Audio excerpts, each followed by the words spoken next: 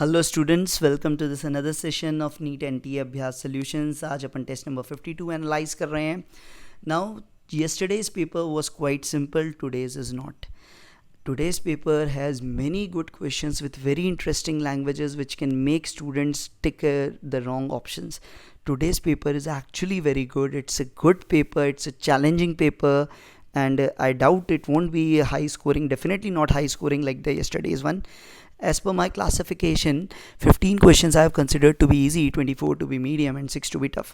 Some medium can be considered easy if you have practiced more, but paper overall is a good one. It's a good testing paper, and here I can say for a student just above average, a good score would be 120 plus would be a good score, and a very good score would be in the score range of 150 plus.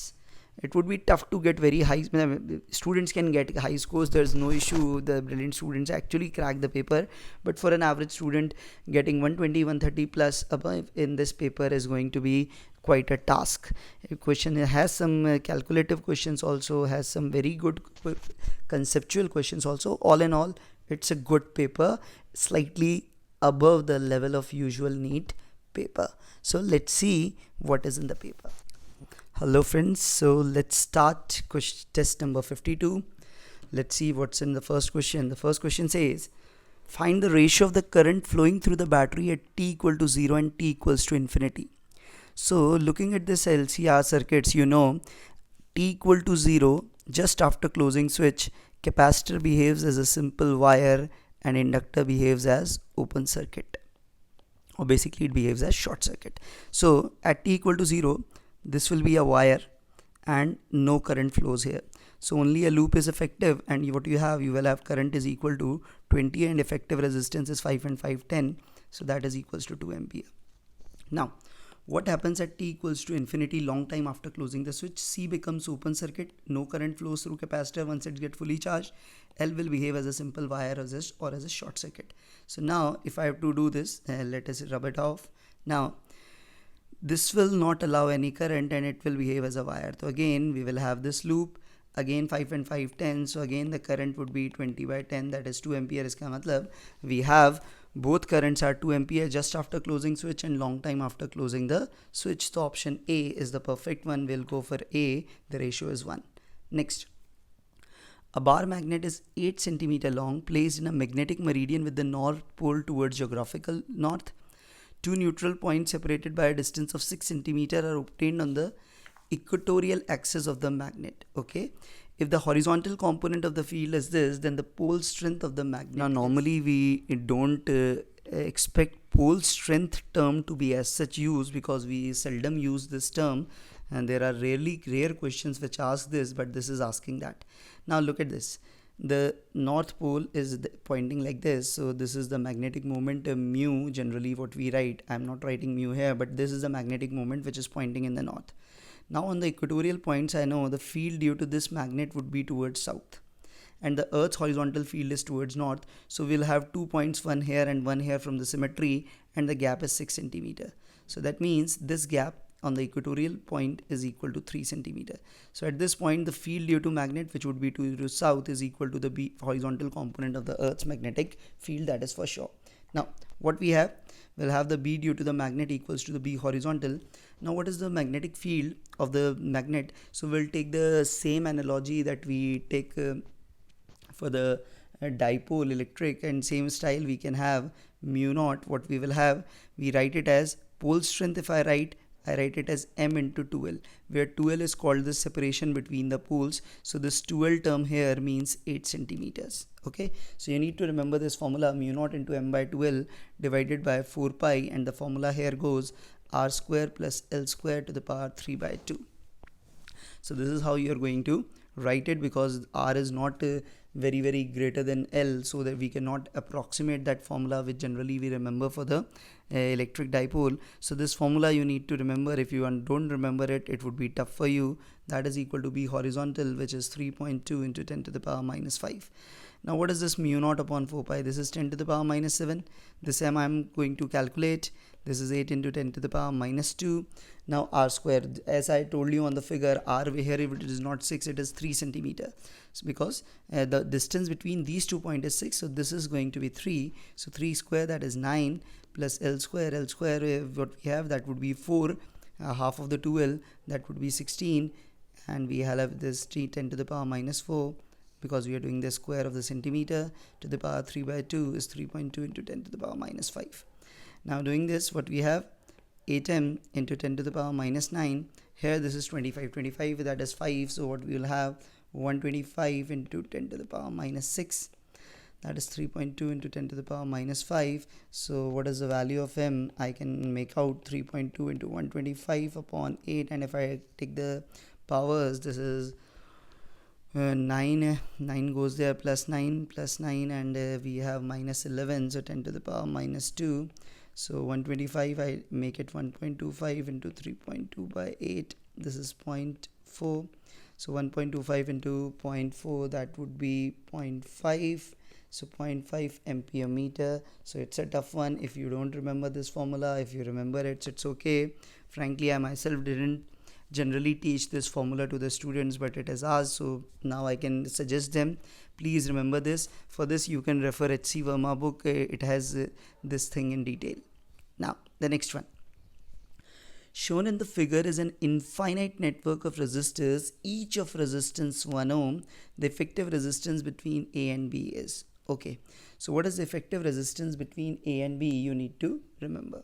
Now just remember, if I do this, first of all, let us take, we have to calculate between A and B.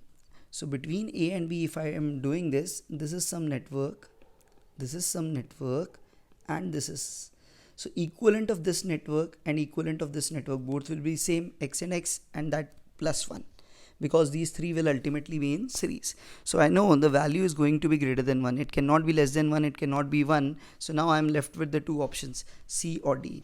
Now if I want to just simplify this thing, what is the value of this particular thing? If I go here, so what I have, this is 1 ohm, and everything here comes in parallel to that. If I simplify, so if I took anything which is parallel to 1, so the value would be 1 into what they let maybe y upon 1 plus y, and no, in parallel the value would be lesser than the least of all the combinations in parallel. So I know this x is going to be less than 1. This x is going to be less than 1, so that means both are less than 1, so the sum has to be less than 2. So the overall resistance, that is x plus 1, is definitely going to be less than 3. So I can go for option C. You need not to solve it. You can solve also, but you need not to solve here. You have to just give by the analogy, and you always remember, in a parallel combination, the equivalent would be lesser than the least of all the resistances. So it's a very good question. Now going ahead, the wire of potentiometer. Now this is a cakewalk for you. You know the wire of the potentiometer, these things are made with magnetin or constantin, because they have very small alpha temperature coefficient of resistance. So it's a laddu one, you can say. Next, in a series LCR, the frequency of a 10 volt AC voltage source is adjusted in such a fashion that the reactance of the inductance is this, of the capacitor is this. If R is 3, the potential difference across the series combination. So it's just remember this, what we are going to have here. First of all, this is 10 volt, 15, 11 and 3. Let me first calculate the overall impedance of the resistance. That would be 15 minus 11, net reactance square, plus 3 square, that is going to be 5. So the I is going to be, or I can say I RMS, because I will take it as RMS value, that is 10 by 5, that is going to be 2 ampere. So now VL RMS, I am very sure what is going to be the VL RMS. You already know VL RMS would be equals to 2 into 15, that is equals to 30 volt. VC RMS is going to be 2 into 11, that is 22 volt, and you know these are 180 degree out of phase. So if the series combination, if I'll add, so instead of adding they will get subtracted, and that's why we'll have the answer of the difference, which is equals to 8 volts. Now sixth, the work required to put 4 charges from infinity to the position shown. I think the same question we have done previously also in some paper. Let's do it again. It is asked again. So to put from infinity to the position shown, you know, if it is at infinity, u at infinity is 0, u at the present system, if I calculate what is the present, if I do first of all for these two, this is minus kq square by a, this is minus kq square by a, this is minus kq square by a, this is minus kq square by a. So minus 4 kq square by a plus two more terms, this term and diagonal terms both will be positive because similar charges. So plus 2 kq square and the gap is root 2a. Now the work required to put the charges from infinity to the position. So W external is U final minus U initial. So that is going to be initial is 0. So this is going to be my answer. So if I simplify it, what I can do, I take Q square upon K, that is 4 pi epsilon naught A as common. What I will have 4 plus what we will have, this will be root 2 I can write. So if I simplify it, if I do it in okay minus 4, it would be a mistake if I do not corrected it. So what we have pi epsilon naught a, if I take it outside, what I will have minus 4 by 4, that is minus 1, plus this will become 1 by 2 root 2. So now you can go for the option that you are seeing, that is the minus 1 plus 2 root 2. Okay, so this is not correct, this is not correct, so definitely a should be there. Let me check again. So 1 upon 2 root 2, so minus 1 plus, if I do this, this is 2.82. So 2.82, 1 upon 2.82, it would be something upon point, what I should write, it would be 0.3 something. So minus 1 plus 0.3 something, it would be minus 0.65. So go for option A, no other choices. We can safely tick now. Now the seventh one, what it says, the capacitance of a parallel plate capacitor, condenser means capacitor, doesn't depend upon distance between the plates. It depends, area depends, medium depends, metal of the plates. So we can say it is the metal of the plates, because what is included is the medium.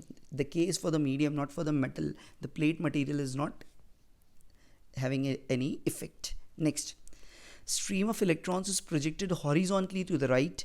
A straight current carrying conductor is supported parallel to the electron stream and above it. If the current in the conductor is from left to right, what would be the effect? So what we have, let's say this is a stream of electrons going to the right, and we have a wire above it, and the current is also from left to right. So first of all, due to this conductor, the field at this point, if I do from the rules, it would be inwards. So this is the electron's velocity v cross b. If you do, that is upward. So it, because of the negative charge, it will experience a force downward. So it is going to drift downward. So that is will be the option B. So it's not a tough one. It's a basic question asked on concepts. You should be able to do this. Now next one. The magnetic field due to current carrying circular loop of radius 12 cm at center is given. The magnetic field at a distance of 5 cm from the center. This is one of the very common question asked many a times. Just remember, the field at the center of a coil we say is equal to mu naught I upon 2r. And the field at the axis, I have the formula mu naught and I am taking as 1. So that would be equal to mu naught I r square upon 2 r square plus x square to the power 3 by 2. So if I take the ratio b at an axial point to b at the center, this mu naught I think get cancelled. It would basically be, if I do what we have, r square upon r square plus x square to the power 3 by 2 divided by 1 by r. So that is what I will have. So if I do this complete exercise, what I am going to get, this is going to be r cube upon r square plus x square to the power 3 by 2. R cube 12 cube, the units will cancel, so I am not interested in simplifying that. 12 square plus 5 square, you know, that is 13 square, that is 13 cube.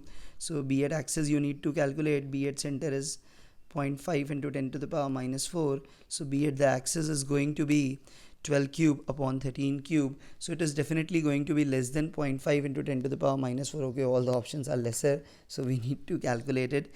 So 12 cube, that is 144 into 12, that is 169 into 13 into 0.5 into 10 to the power minus 4. So if you do that simplification, I can make it out 169. So approximately if I do 169, it's less than 16, so it is would be 0.8 something, I think.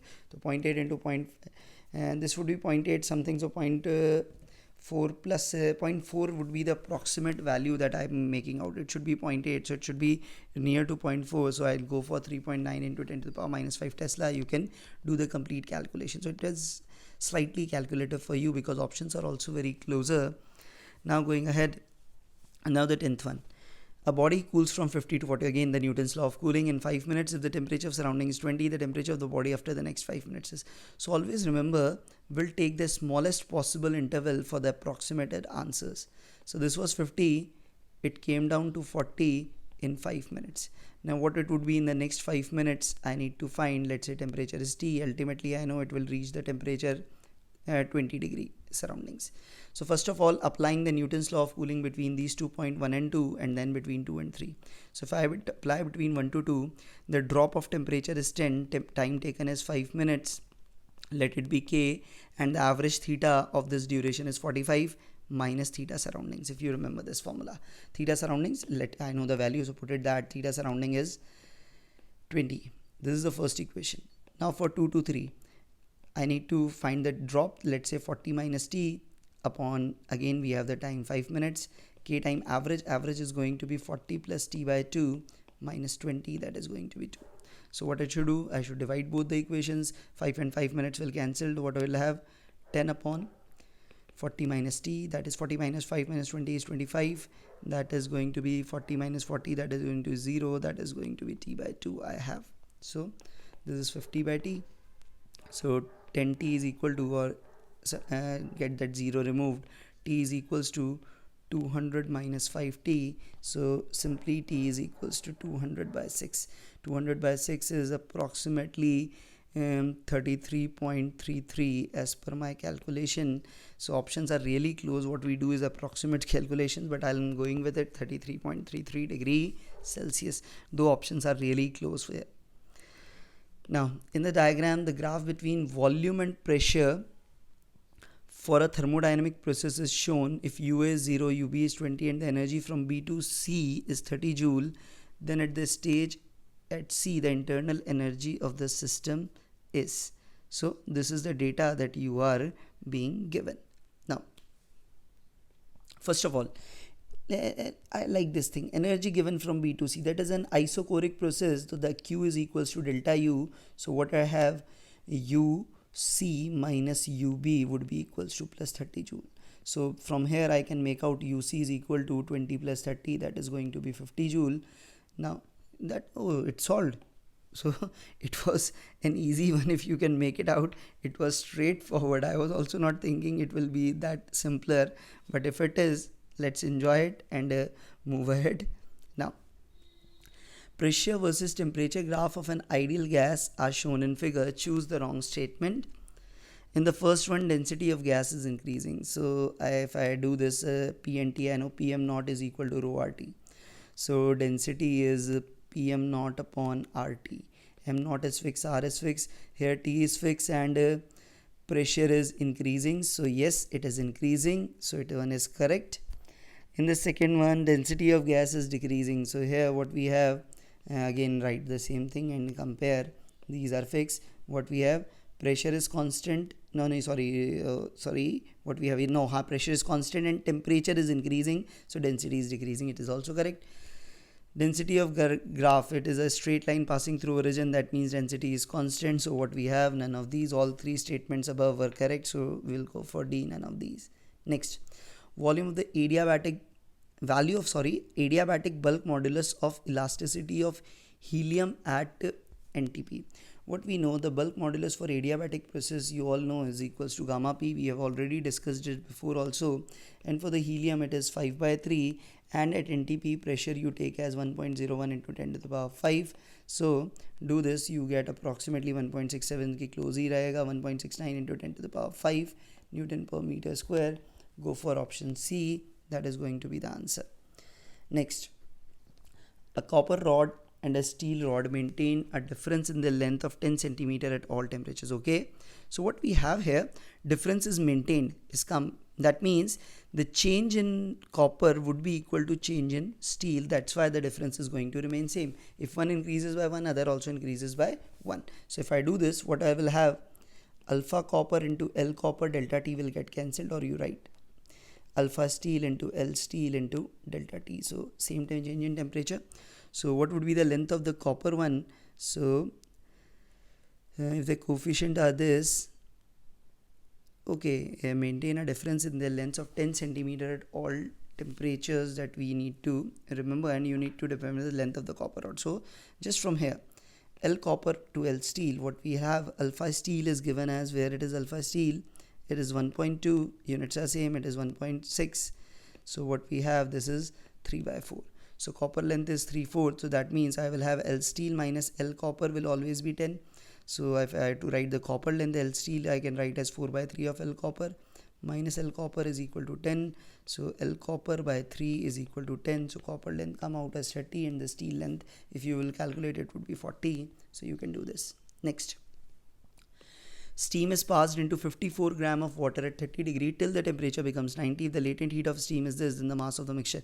So in this question, remember, finally, so remember, steam will also be at 90 degree finally. That is for sure. So if I draw this diagram like this, steam was at 100 degrees Celsius.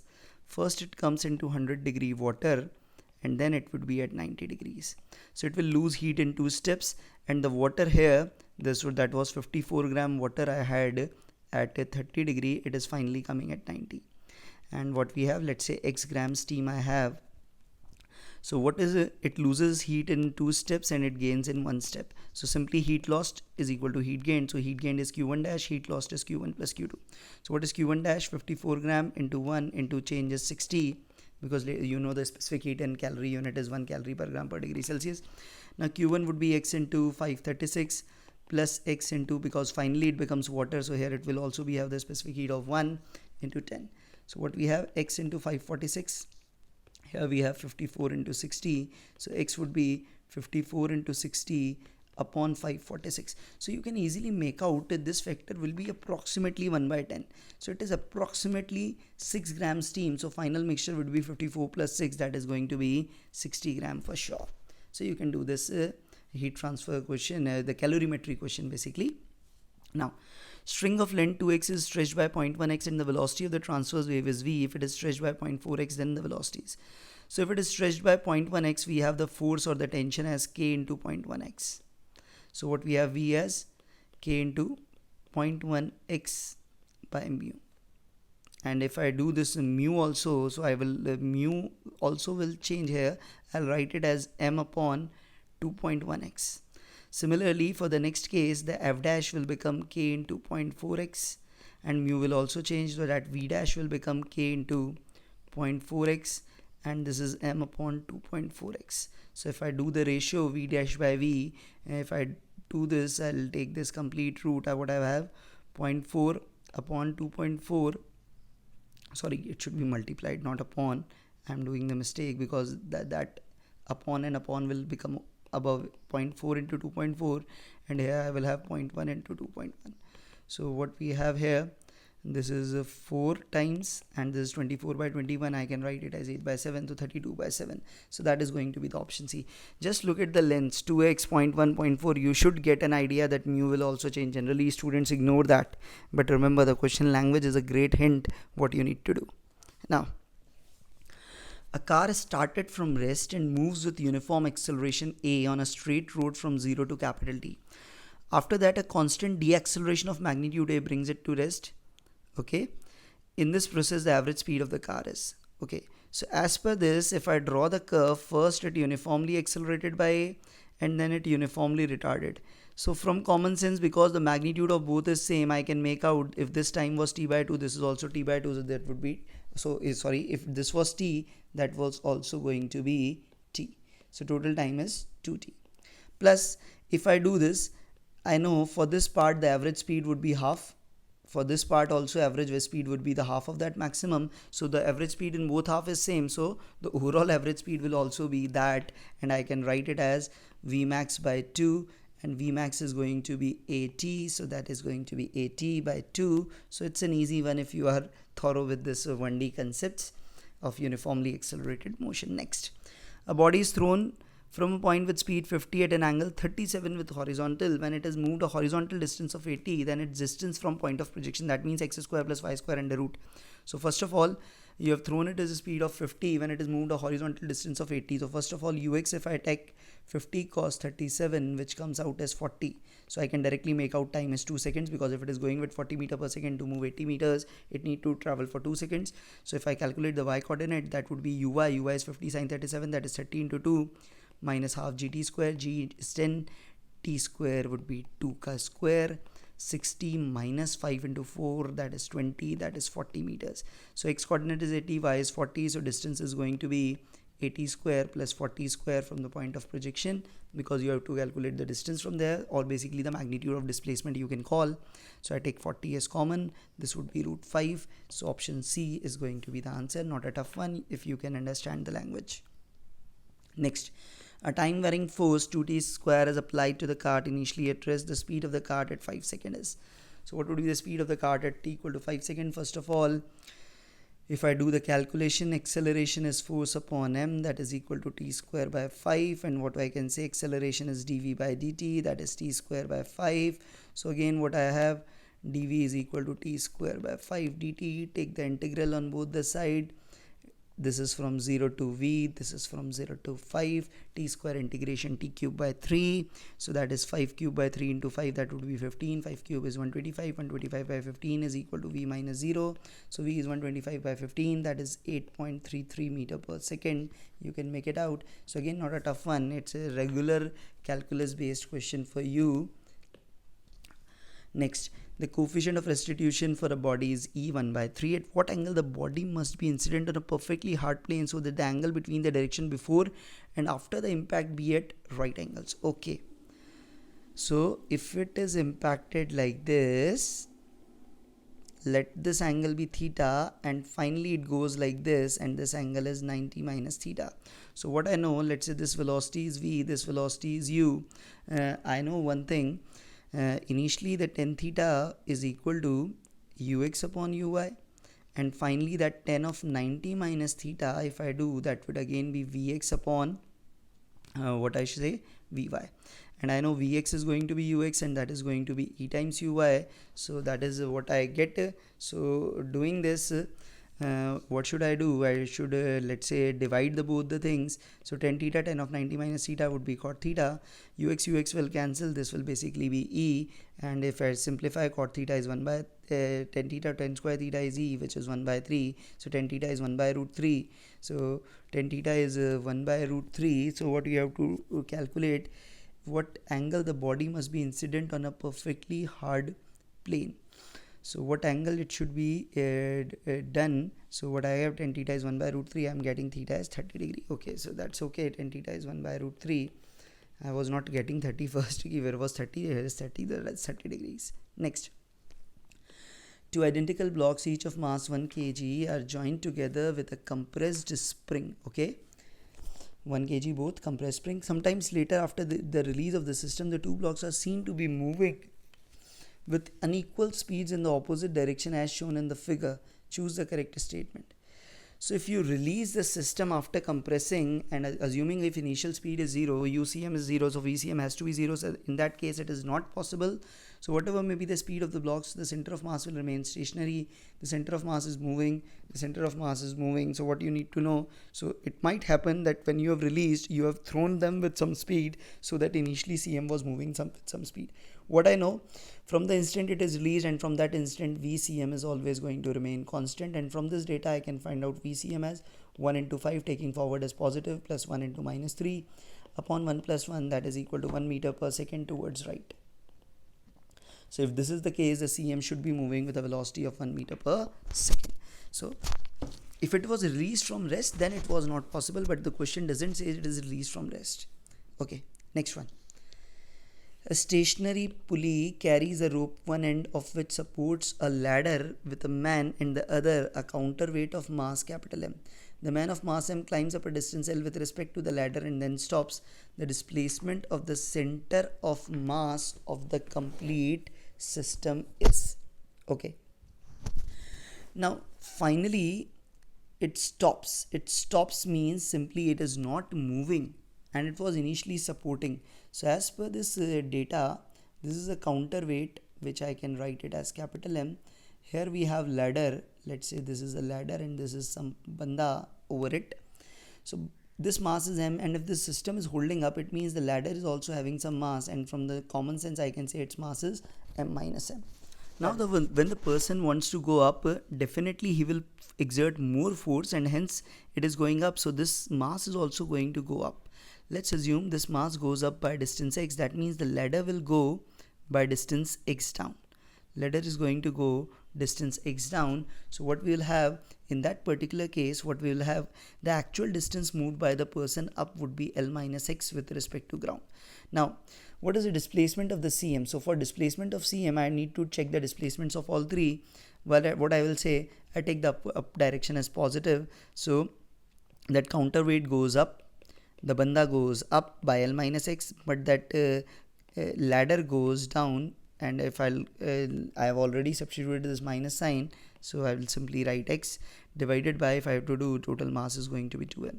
So if doing this, what we'll have, this mx cancel, mx cancel, it would be ml upon 2m. So it's a very good question for you, not an easy one, especially for NEET aspirants, though this question is not that uncommon, you might have done it. Next, a ball of mass m going with speed u undergoes a head-on elastic collision with a ball of mass nm initially at rest. The fraction of the incident energy transferred to the heavier ball. So here it is an elastic collision, okay? So I can directly write the velocity of this final ball, let's say v2, using that formula that we generally remember, that is m2 minus m1 upon m1 plus m2 into ut plus 2 m1 u1. So because m2 was at rest, I will write 2 m1 u1 upon m1 plus m2. Directly I can write, what is m1 is m, speed was u, m1 plus m2 is m plus nm. So what I will have, 2u upon 1 plus m. So the fraction of energy transferred, so what is K2 final? K2 final would be half nm into 2u upon 1 plus n ka whole square. So and fraction transferred, initial kinetic energy was with 1, and that was half mu square. So this would be the fraction transferred. So half m cancelled, n into 4n u square upon 1 plus n ka whole square I can write upon what we have, u square cancelled, so 4n upon 1 plus n ka whole square. So go for option D, not a tough one if you remember this, or otherwise also you can derive this.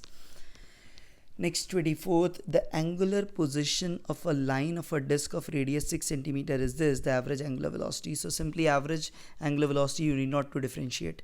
Omega average, simply use write theta final minus theta initial upon delta t. So what I need to calculate, theta at t equal to 3 minus theta at t equal to 1 divided by gap, that is equal to 2 seconds.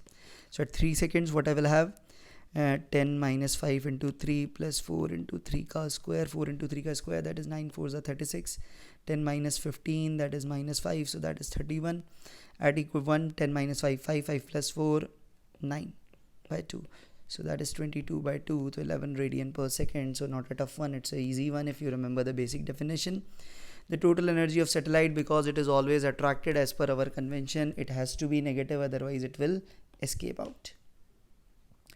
A small block of super dense material has a mass, oh my god, this is huge mass, 2 into 10 ki power 24 kg.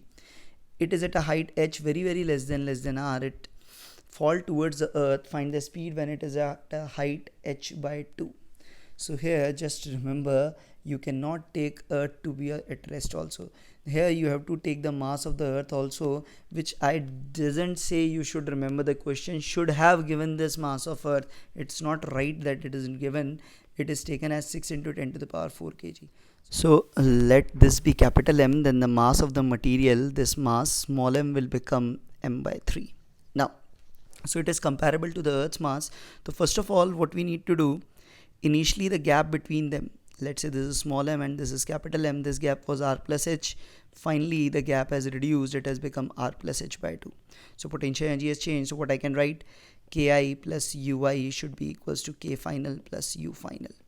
Now initial kinetic energy was 0, initial potential energy is minus gm small m, I can write as m by 3 upon r plus h. Final potential energy I can write as minus gm m by 3 into r plus h by 2. Do this like. Now what is final kinetic energy? It would be half m v1 square plus half m v2 square. Now Also, because they are going by mutual attraction, Cm should remain at rest. So if it has a speed, let's say if I write it v2 and this has a speed v1, so Cm should be at rest. So mv2 should be equals to mv1. So v1 I can write as v2 by 3. So putting these values and taking it here, what we'll have, minus gm square by 3 I take as common. What I will have, okay, I take plus common as, because it will become plus r plus h by 2 minus 1 upon r plus h. And here what I will have, half m v1 square. What is v1 square? v1 square will be v2 square by, what we'll have, v2 square by 9, and this would be half m means m by 3 into v2 square. So doing this, what we'll have, gm square, if I solve it, it is h by 2 upon 3 r plus h by 2 into r plus h. Here what I will have, take half m v2 square common, I will have 1 by 9 plus 1 by 3, that would be 4 by 9. So doing this now, because h is very small, I can write this r plus h by 2 into r plus h as approximately at r square. So gm square h by 2 upon 3r square, that is equal to half m v2 square into 4 by 9. What should I write? So now what is gm square by r square? This is small g, this 2 and 2 get cancelled, so v2 if I do will come out as root 3g h by 4. So I'll go for option B. So it's a calculative one, good question. It's tough one for you, especially it will take time. It has taken me also the time to solve, plus the mass of earth is also being missing, so it's actually become very tough for you. Student says he had applied a force F equal to minus k root x on a particle and particle goes in SHM. He refuses to tell whether k is constant or not. Assume that he has worked only with the positive x-axis and no other force acted on the particle. So it's clear F should be equal to minus kx. That means this k should be proportional to root x. So as x will increase, k will also increase. So it's not a tough one. Next, pendulum length 10 centimeters hanged by a wall making an angle 3 degree with vertical. So small angle. It is swung to position B. B is 6 degree, time period of pendulum. Now remember, 6 degrees is small, so if we say B to A, it will go like a pendulum with the time period T by 4.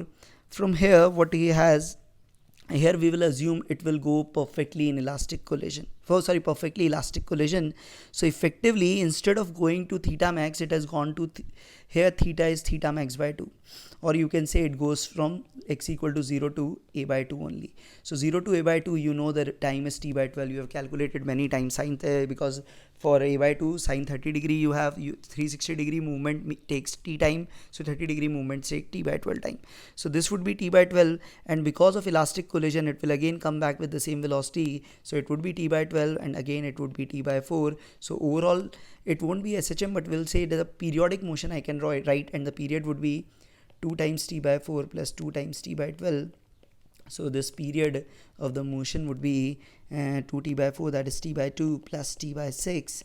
So taking 6, then we have 4t by 6, 2t by 3. So this question you must have done. And what is t? I should remember. So t is the time period with this 10 centimeter length. So t by 3 into 2 pi root of L. L is 0.1 and g is 10. So this is 2 by 3 into 2 pi by 10. So what we have now is 4 pi by 30, or if I simplify it, it is 2 pi by 15 seconds. So you must have done such questions. So you should remember here the motion is not complete. It is just going from 0 to a by 2 and then from a by 2 to 0. So you can do it like that. Next. A simple harmonic oscillator has an amplitude A, angular frequency omega, mass m, average kinetic energy in one time period.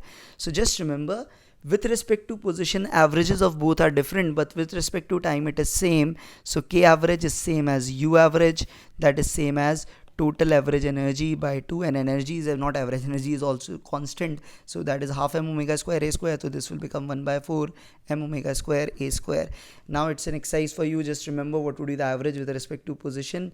K is more or U is more. You should remember that. Next. 20 Newton block is suspended by a spring balance. Beaker containing some water is placed on a weighing machine which reads 40 Newton. Okay. Spring balance is now lowered, so the block gets immersed. The spring balance now reads 16.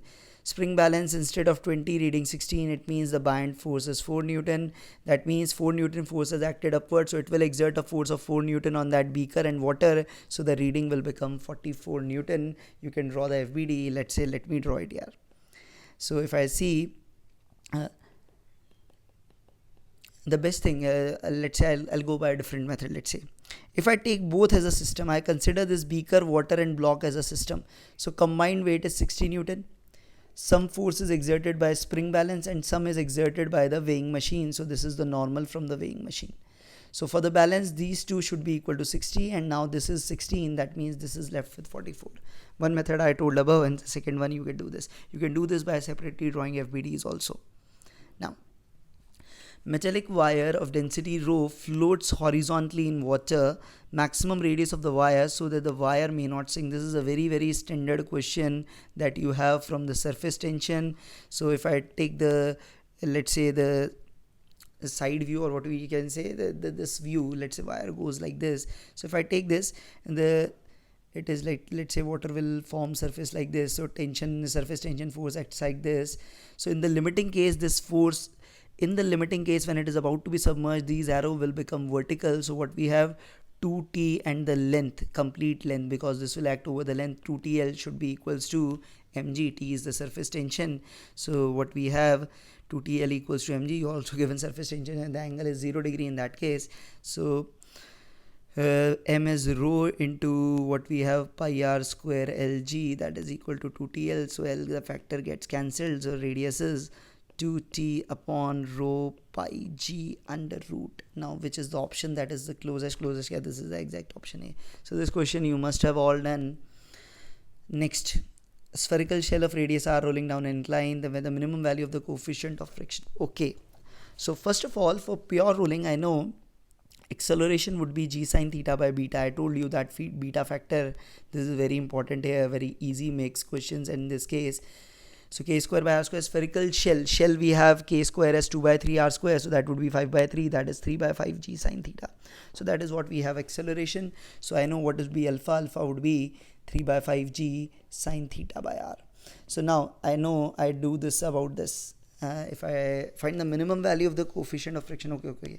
So if I have to talk about the coefficient of friction, so if I draw the FBD, this would be mg, this would be normal, and it will go definitely here, so it should roll like this. So the friction will act up, so about center only friction is exerting torque. So what I should have, fk need not, it should not be fk because it is rolling, it should be fs. So fs into r should be equal to ICM alpha, which is 2 by 3 mr square, into alpha is 3g sine theta by 5r. I should write like this. Okay, so this r square, r get cancelled, 3 and 3 get cancelled. What I get, 2 mg sine theta by 5 if I'm right. Okay, and it should be less than equal to mu s. N you know is mg cos of theta, so this mg get cancelled. So what we have, mu s should be greater than equals to 2 by 5 tan theta. That is what I am getting from here. So I'll go for option B. Okay, you could do from force also. I've done it from that torque thing. Two identical balls A and B are released from the position given in the figure. They collide elastically on the horizontal portion. The ratio of the heights attained. Because they are identical, so velocities will be exchanged. So I need not to bothered about this particular angle. I need to bother about only height. So initially, if I say before collision, UA would be root 2g into 4h.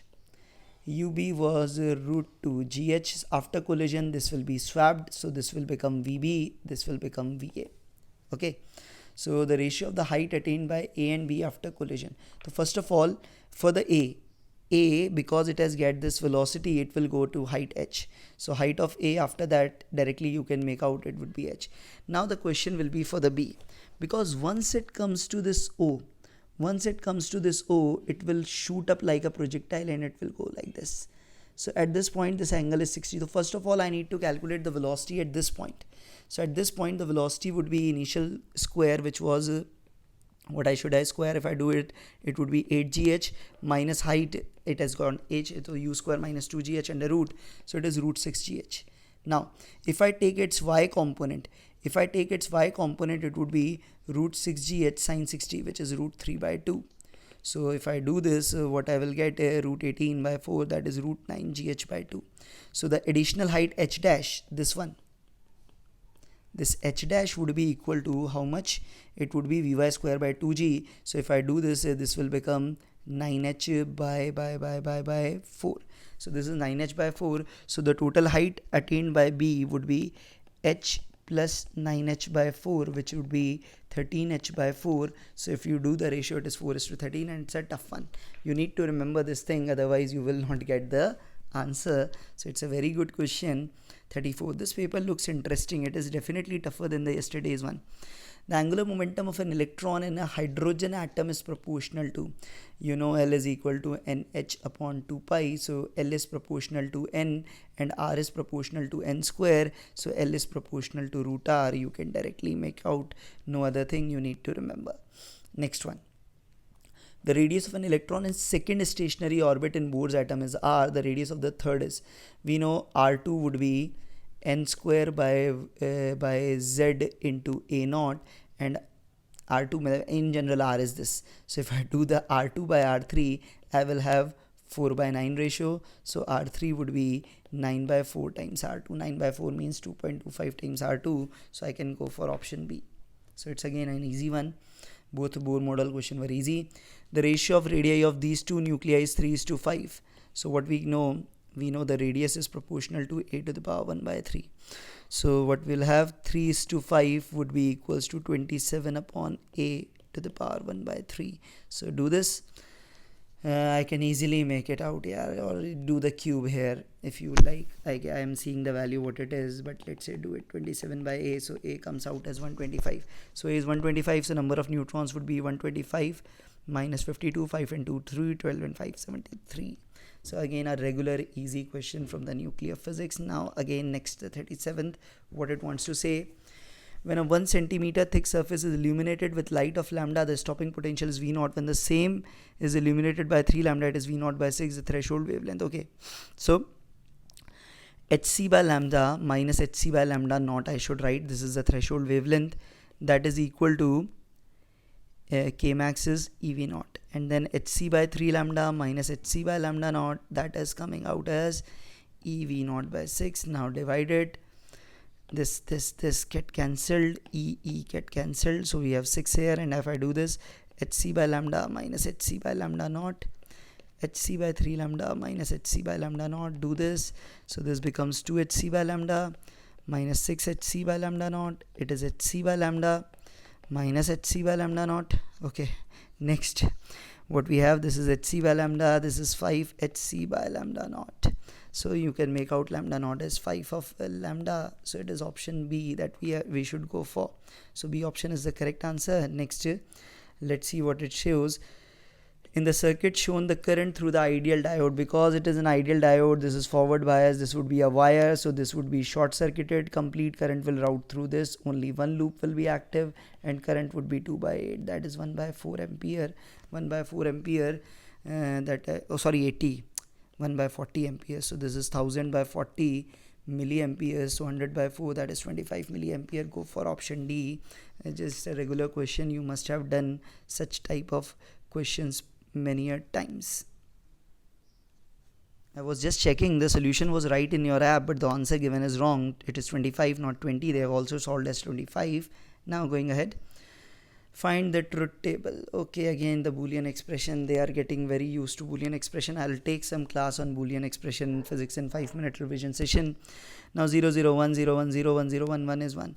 So basically what we are having, this is basically, if you have studied, we call it as XNOR gate. XOR gate is, if anyone is 1, then output is 1. This is for this XNOR gate, I know the answer is this much. You can try it yourself by putting all the options. That's an exercise for you, and if you know the Boolean expressions, you must be knowing this. Now going ahead, what we have, if L1, L2, L3 are the lengths of the emitter, base and collector of a transistor, then so what we know, collector is the widest region, so L3 is going to be the greatest, L2 is going to be the least, that I know. So directly go for option D. It's an easy one. The relation between alpha and beta, in every test we are doing this alpha and beta. We are now very much, everyone knows what is alpha and beta. No point in doing this. Beta is alpha upon 1 minus alpha, and alpha is beta upon 1 plus beta. Next, if the critical angle for TIR for a medium to vacuum is 30 degree, the velocity of light in the medium is, so what we can say, critical angle So this sine theta c, we can say it is 1 upon n of the medium, and this is 1 upon n of the medium, so n of the medium is 1 upon sine 30, that is equals to 2. So therefore the speed in the medium is going to be c by 2, that is 1.5 into 10 to the power 8. It is again a easy one. So these last questions are actually coming out to be quite simpler fun for us. Two plane mirrors kept parallel at 20 centimeter from each other. A point object is placed exactly in between them. Calculate distance between second images formed by two mirrors. Okay. Second images formed by two mirrors. Okay. The first of all, the first image will be this. This is I1 and this would be the first image by this. Let's call it I1 dash. So this will also be 10. This will also be 10. Now, this will be object for this mirror, and this gap is 30, so the image will also form as 30 centimeter. Let's say call it I2. This is the reflection of I1 dash, and similarly for this will be formed at 30 there. So the separation between the second images formed by the mirrors, 30 from there plus 20, that is going to be not 60, that is going to be 80 centimeter, because that 20 centimeter is also has to be added. This will be 30 here, 20 here. Next, so it is a good question. Not tough, but a nice one. Beam of light of wavelength 600 nanometer from a distant source falls on a slit 1 mm wide, and the resulting diffraction is observed on a 2 meter screen away. Distance between the first dark fringes on the either side of the central bright fringe, that is basically the width of the central maxima, 2 lambda d by d, or generally instead of this what we write 2 lambda l by a here. So lambda is 600 nano means 10 to the power minus 9, l is 2, a is 1, 10 to the power minus 3. So 325, 10 to the power minus 4 into 24, so that is 2.4 mm. So not a tough one, quite a regular question. Now coming to the end of the paper with the polarization question, what it says: unpolarized beam of intensity I0 is incident on a pair of Nicole prism making an angle of 60 degree with each other. The intensity of the light emerging. So because it is unpolarized, after first one it would be I0 by 2, and because it is a 60 degree, so that would be I1 cos square 60. So I0 by 2 cos square 60 means 1 by 2 square, so it is I0 by 8. So the final intensity is going to be I0 by 8. So that was all for today. Keep watching, keep subscribing the channel, keep sharing it, and keep giving your feedback. कल जैसे आप लोगों ने कईयों ने feedback दिया कि sir थोड़ा फास्ट हो गया था, कल मैंने कहा ही था, एक्चुअली पेपर लेट आने से मेरे पास टाइम क्रंच था, तो कोई बात नहीं, आप फीडबैक दीजिए, अच्छा बुरा जो भी होगा, I try to improve it. And for a reason I am speaking in English, because I am getting many requests from the South Indian students from South India that you should teach in English only. So that's I am trying, which is against my natural flow, but I am trying. So my Hindi viewers वो निराश ना हो. देखिए आप लोगों के लिए मैं जो अंग्रेज़ी भी अपन बोलते हैं ऐसी नहीं होती कि आपको समझ नहीं आएगी, तो होपफुली आप चीज़ों को समझिए and keep giving your feedback.